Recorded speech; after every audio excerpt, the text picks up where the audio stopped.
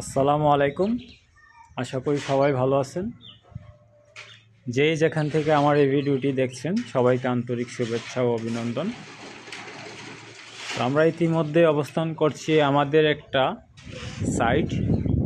এটা একটা 5তলা বিল্ডিং। আমরা এখন বর্তমানে 5তলা বিল্ডিংয়ের 3তলায় অবস্থান করছি। তো আপনারা দেখতে পাচ্ছেন আমাদের 3তলার লেআউটটা হয়ে গেছে।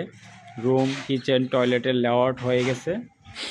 এখন লেআউটের পরে আমরা চলে আসলাম ছাদ কাটার জন্য।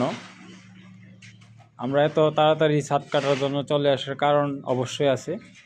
কারণটা আমি আপনাদের সাথে একটু শেয়ার করব।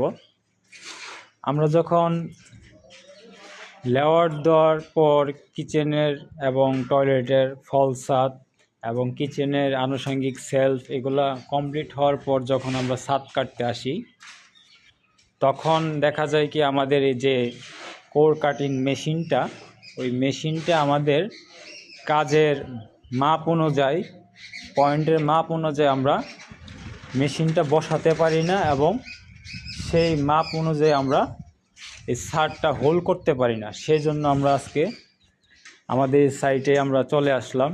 লেআউট হয়ে গেছে, এখন আমরা ছাদ কেটে চলে যাব।